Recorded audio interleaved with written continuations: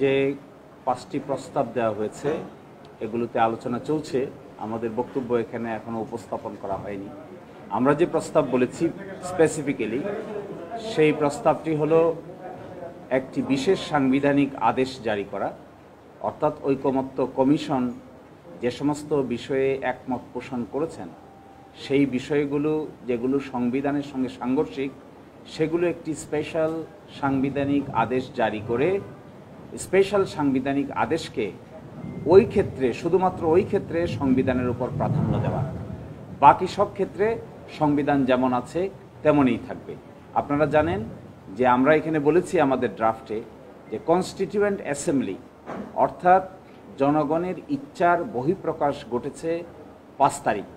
এই ইচ্ছার বহিঃপ্রকাশটা বাস্তবায়ন করার জন্যই সকল আলোচনা চলছে।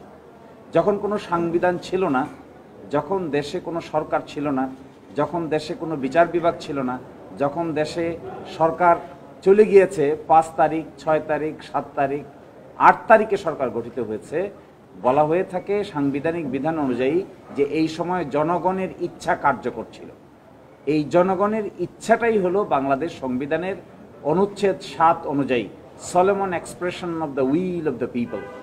এই যে জনগণের ইচ্ছার চরম বহিঃপ্রকাশ, এই বহিঃপ্রকাশটাকে আমরা বলেছি একটি বিশেষ সাংবিধানিক আদেশের মাধ্যমে এই প্রক্রিয়াটাকে যদি প্রাধান্য দেওয়া হয় তবে আগামী নির্বাচন এর অধীনে হতে আর কোনো আইনগত ব্যত্যয় থাকে না। আরেকটি কথা এখানে খুবই ইম্পর্টেন্ট, আজকে যে আলোচনা হচ্ছে এখানে যে ঐকমত্য কমিশনে, অনেকেই বলতে পারেন যে ঐকমত্য কমিশন এই আলোচনা করার সুযোগ কোথায় পেল, এবং বর্তমান যে সরকার আছে সেই সরকারই কোন মেয়াদের ভিত্তিতে দায়িত্ব পালন করছে। এগুলো সবেই আমরা সংবিধান ভায়োলেট করে ফেলেছি। আমরা দেখি আজকে দেখাবো 57টা অনুচ্ছেদ, সংবিধানের অনুচ্ছেদ 153-153-র মধ্যে 57টা অনুচ্ছেদ ইতোমধ্যে অকার্যকর হয়ে গেছে। যেহেতু সরকার ব্যবস্থায় সাংবিধানিক প্রক্রিয়া ফলো করার কোনো সুযোগ নাই, অভ্যুত্থান ঘটে গেছে, এই জন্যই আমরা বলেছি একটা নতুন সাংবিধানিক আদেশ জারি করার জন্য। এছাড়াও আরও কয়েকটা পদ্ধতির কথা আলোচনা হয়েছে। কেউ বলছেন নতুন সংসদে এসে করবেন, এরকম একটা অপশন।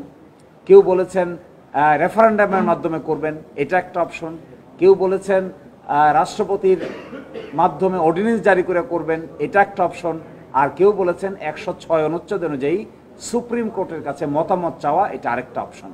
এই 5টা অপশনের মধ্যে আমরা যে অপশন নিয়ে আজকে আলোচনা করেছি, ড্রাফট জমা দিয়েছি এবং আলোচনা করব, সেটি হলো বিশেষ সাংবিধানিক আদেশ জারি করে আগামীতে সংবিধানের উপরে বিশেষ সাংবিধানিক আদেশকে প্রাধান্য দিয়ে সেটা 5ই আগস্ট থেকে কার্যকর দেখানো।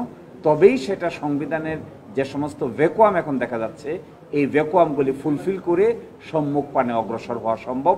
বাংলাদেশ জামাত ইসলামীর পক্ষ থেকে এই প্রস্তাবনাকেই আমরা তুলে ধরেছি লিখিতভাবে, এটা আমরা মৌখিকভাবে উপস্থাপন করব।